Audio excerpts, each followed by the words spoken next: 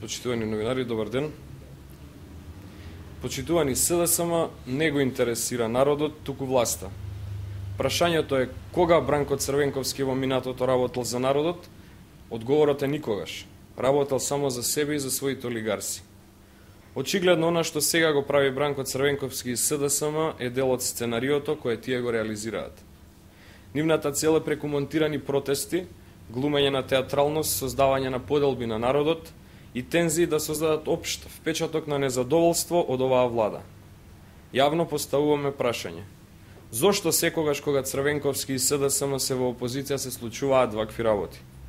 Се случуваат мрачни сценарија, поттикнување на насилство и поделби.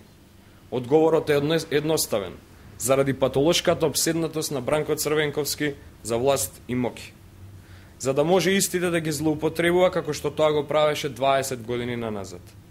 Тоа е одговорот, почитувани граѓани, на прашањето зошто на Македонија и се случуваат вакви сценарија и состојби. Народот е тој кој што дава власт, а не поданиците и олигарсите на Бранко Црвенковски.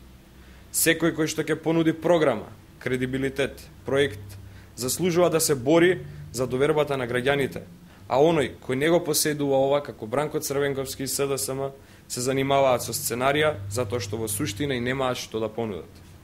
СДСМ преку денешната пресконференција на Гордан Ѓоргиев и со вчерашниот атак на Бранко директно ги подели новинарите и медиумите.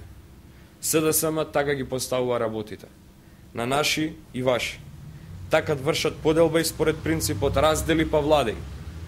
Мислат дека ќе внесат несигурност кај граѓаните и ќе внесат едноумие кај медиумите. Ова е доказ дека во СДСМ владее тоталитарен ум, единствено граѓаните, повторувам, ниту Бранко, ниту СДСМ се тие кои на крајот ќе пресудат кој бил во право. Ви благодарам.